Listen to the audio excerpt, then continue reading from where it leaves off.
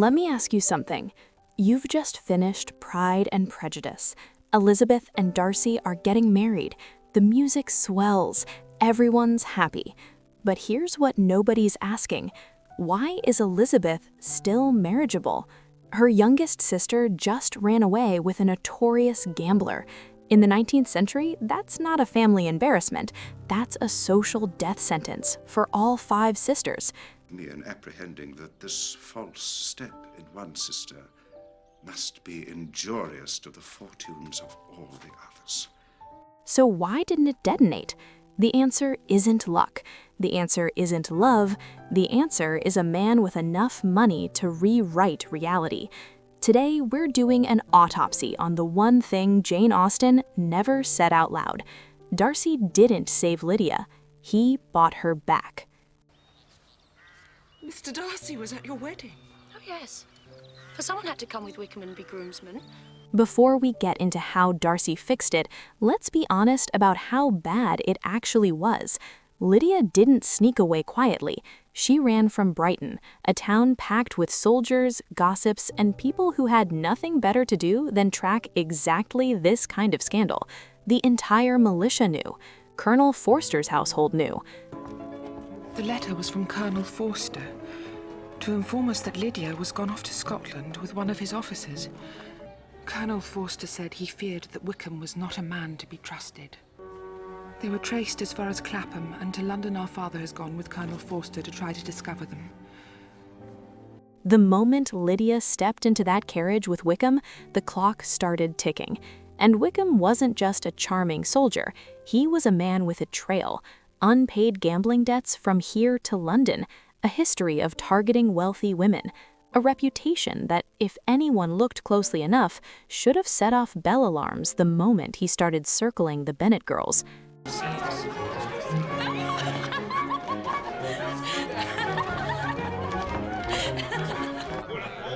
By every rule of their world, the Bennet sisters were finished, not slightly damaged, finished.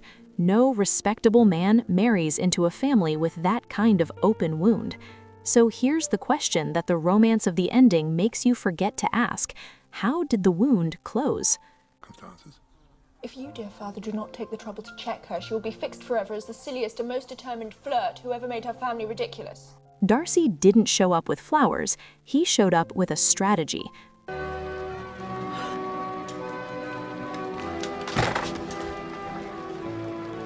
Colonel Forster was supposed to be watching Lydia. If this scandal went public, his career was over, and he knew it. Darcy used that. He coordinated with the military to contain the story, turning a public desertion into a quiet family matter before it could reach the papers. The credit of it. I must be allowed to insist on this. The fault is mine, and so must the remedy be. Wickham's debts weren't just embarrassing, they were evidence. Every unpaid creditor was a loose end, a potential headline. Darcy didn't just pay for the wedding, he went down the list and paid off every single person Wickham owed money to. You don't gossip about the family that just cleared your debt. Silence, it turns out, has a price, and Darcy knew exactly what it was. We expect them soon.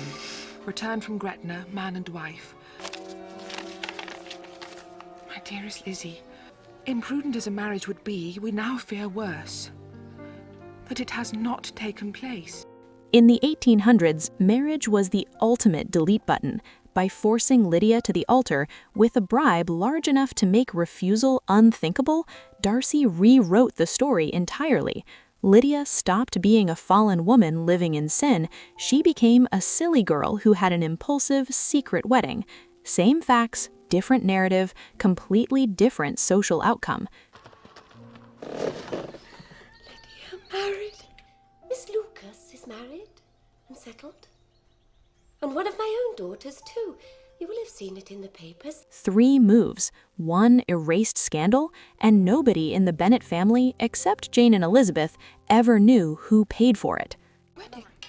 He was the one that discovered us. He paid for the wedding, Wickham's commission, everything. But don't tell anyone, he told me not to tell. Here's what Jane Austen is whispering underneath all of this. Honor is for the poor. Silence is for the rich. Darcy didn't do this because he's a good person, or not only because he's a good person. He did it because the woman he wanted to marry had a sister who had just become a liability, and in his world, liabilities get managed. The uncomfortable truth is that Elizabeth Bennet was only respectable enough for Darcy to marry because Darcy himself had spent a fortune making her that way. He didn't rescue Lydia, he sanitized her, because an unsanitized Lydia made Elizabeth unmarriageable, and an unmarriageable Elizabeth was a problem he couldn't accept. So when you watch Lydia walk back into Longbourn, smiling, oblivious, reordering everyone at the table, remember, that smile was paid for by the pound. I'm Sana, and this was the deconstruction of the Darcy cleanup. Tell me in the comments, is Darcy a romantic hero for doing all of this, or is he just a billionaire protecting his investment in Elizabeth? Stay sharp, stay cynical, watch who you run with. See you in the next one.